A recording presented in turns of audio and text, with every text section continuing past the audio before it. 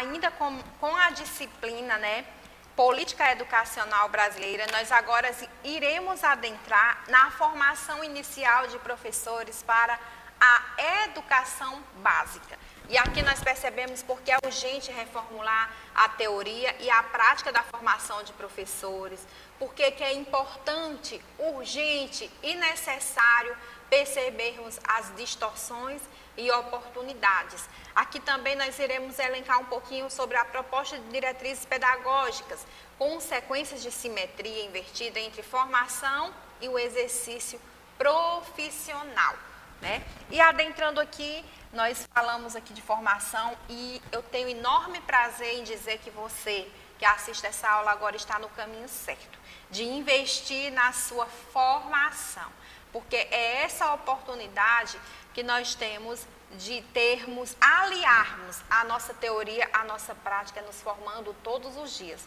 Nós, educadores, nunca estamos prontos nem acabados. E se tratando de política educacional brasileira, é de fundamental importância percebermos que todos os dias nós devemos ter em mente a nossa teoria, mas também aliá-la à nossa prática de forma considerável. E perceber aqui, em pleno século XXI, que não é mais necessário, que é necessária, é urgente e que não se faz mais exemplo aquela fala de perceber que eu vou para a minha prática e vou fazer da minha forma. Não, porque isso acontecia no nosso passado, isso acontecia antes, por quê? Porque não tinha uma formação específica. Hoje nós temos aí já, graças a Deus, né, já essa reformulação entre a formação de professores que já estão em exercício. E é importante, por quê? Porque nós vamos perceber os pormenores, aliando a nossa teoria à nossa prática. Isso se faz urgente, isso se faz urgente. Há muito pouco tempo nós víamos o professor de matemática dando aula de inglês, de literatura, né, de ciências dando aula aí de português. Então é importante que cada eixo ele esteja funcionando na sua totalidade no seu local. Pedagogo no lugar de pedagogo, letras no lugar de letras, biologia, biólogos no seu devido lugar. Por quê? Porque a sua atuação, a sua formação é quem vai prescindir, que vai dar claridade, que vai dar clareza, síntese, ser sintético lá na sua prática em sala de aula. Isso só se dá através da nossa formação, né? A nossa formação. E aí nós temos as distorções e oportunidades, né? Há muito tempo atrás, há muito pouco tempo atrás, nós tínhamos aí nossas salas de aula, né, ainda o professor polivalente, né, que é especialista por disciplinas, que teve o sentido burocrático, corporativo, ou mesmo aquelas salas de aula, as multissalas de aula, que era com um professor, ele ia dar aula em quase todas as séries da educação do ensino fundamental, porque ele precisava preencher a carga horária, né? Então, assim, né, para nós, isso era atraso, né? E o que é importante, né? É o professor estar realmente embasado naquilo. É nós termos em mente, eu sou pedagoga, sou professora, qual é o meu foco?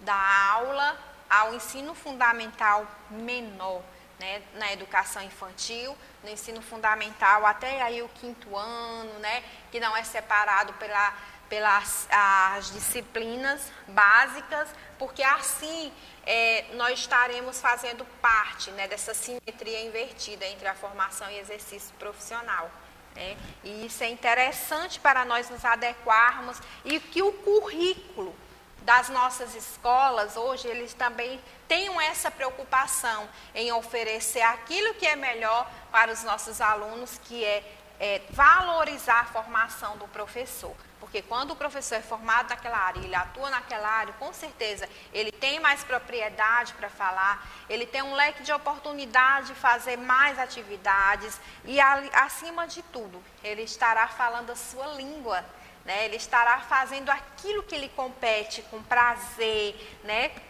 E é realmente isso, né? É uma preocupação. Muitos jovens, eles saem, vocês vão contemplar isso no kit escolar e no kit acadêmico, que os jovens, adultos, eles saem já do ensino, da educação básica, sem norte, sem saber que profissão vão seguir, que formação eles vão fazer, e terminam caindo de paraquedas aí numa disciplina, ou numa função, ou mesmo numa sala de aula, e fica até mesmo prejudicado e prejudicando, né? Então, aí nós temos também, nessa unidade 3, propostas de diretrizes institucionais, né? Diversos locos, uma só missão. Eu já disse aqui, né, na aula passada, que o nosso locus é a sala de aula, né?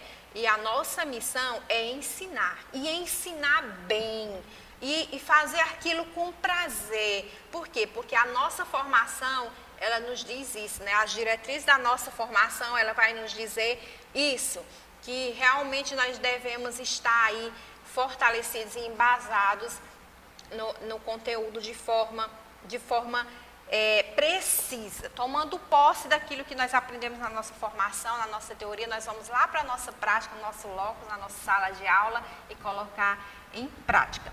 Também é importante reforçar que nós temos um Sistema Nacional de Certificação de Competências para professores. Essa competência é saber até onde eu posso ir, né? A minha competência, ela vai até aqui. Eu vou até aqui porque até aqui eu consigo fazer com que meu aluno, com que a minha sala de aula, ela avance com propriedade, né? E a prioridade é a formação de professores nos sistemas de fomento e o financiamento, né? E aí nós já vamos entrar no financiamento, né, em relação ao financeiro, né, de toda a educação, material, recursos pedagógicos e mesmo o salário de professores, né? Com o quanto a formação, ela preza, ela dá prioridade para aquele professor que ele tem. Tanto que a gente vê aí nas nossas práticas do dia a dia, né, que um professor que tem a especialização, ele recebe um valor. Aquele que tem o mestrado já é um outro valor.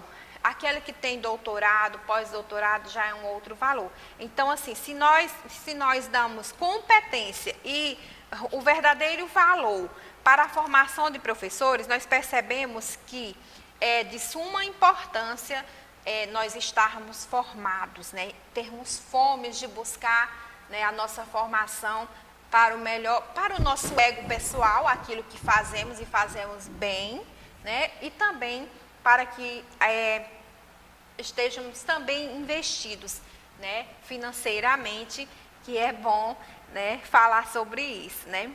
E aí, né, no que diz respeito ao crédito educativo, a prioridade para os alunos que se dirigem ao magistério já é uma política adotada pelo MEC. Falta ela, entretanto, o sistema de credenciamento dos cursos, que condiciona o crédito educativo, ou seja, aí já é contemplado pelo MEC que alunos acadêmicos, né, eles sejam contemplados, né? Nós vimos que até pouco tempo aqui, para nós, no estado do Piauí, né, a UESP, ela ofertava a formação principalmente para educadores que já estavam na sala de aula. Teve aí as últimas turmas do Parfor, inclusive eu sou fruto desse programa de formação de professores, o Parfor, que deu frutos, gerou frutos, né, de formação de professores. Muito professor que já lecionava naquela disciplina, mas não tinha aquela formação específica, e aí tudo financiado mesmo pelo governo, né, graças a Deus. Eu trouxe aqui para vocês alguns conceitos também nesse slide, para que vocês possam adentrar o Estado e a sociedade, né, como o Estado atua para preservar as relações no conjunto da sociedade de classe, quais as relações de interesse na determinação das ações do Estado, né? A etimologia da palavra política, porque o nosso conteúdo ele fala muito, né, a política educacional brasileira, né? Mas essa política a gente não quer dizer que é lá a política partidária, né? Então o conceito que mais se aproximou foi que a origem grega, politikó, que exprime a condição de participação da pessoa que é livre nas decisões sobre os rumos da cidade, a polis, né? Tá? E a pública, né? Que é a origem latina, pública, que significa povo, do povo. Né? E o que é política? É o processo social através do qual o poder coletivo é gerado, organizado, distribuído, usado nos sistemas sociais na maioria das sociedades. É organizado, sobretudo, em torno de instituições do Estado, embora esse fenômeno seja relativamente recente. Né? E o que é o Estado? A gente tanto fala, né, nesse Estado. É a expressão política soberana, independente, organizada de uma sociedade estabelecida em um território determinado, submetido a autoridades públicas. E o Estado em ação é aquele que é implantado por um projeto de governo. Né? Por exemplo, nós podemos citar a formação de professores, através de programas de ações voltados para setores específicos na sociedade. Como, por exemplo, aí o PAFOL é um exemplo claro disso aí. Política pública é tudo o que um governo faz e deixa de fazer, com todos os seus impactos, suas ações e suas omissões. E o que é educação? Nós estamos falando aqui de política educacional brasileira. É concebida como uma prática social concreta, construída e mediada pelos homens como sujeito de seus processos históricos. Desta forma, sua força reside na mudança e libertação. E nós temos aí a política educacional, né, que é o que nos compete. É um processo que só existe quando a educação assume uma forma organizada, sequencial, ditada e definida de acordo com as finalidades e interesses que se tem em relação aos aprendizes envolvidos nesse processo. É um dos instrumentos para se projetar a formação dos tipos de pessoas que uma sociedade necessita. Políticas públicas educacionais dizem respeito à educação brasileira. Né? E assim como todo o sistema educacional, toda a sua estrutura, né, que se divide na educação básica, como nós falamos, a educação infantil, ensino fundamental e médio, a educação superior, né, todas as políticas brasileiras, o financiamento que é o Fundeb, que teve aí a sua aprovação, né, a educação infantil, a sua expansão de oferta, o ensino médio, né, a valorização docente que vai desde a formação ao financeiro salarial, a educação especial, enfim, né? Então, nós percebemos aí que nós temos uma lei que ela rege bastante, né, a educação, e isso é de suma importância para nós, né? E também a descentralização, né, a qualidade, a quantidade, tudo aquilo que nos é necessário para termos uma educação básica de qualidade. Então, para essa aula de hoje, nós temos aí, concluímos aqui, né, focando nessa formação de educadores, de professores, o quanto é importante. Até mais!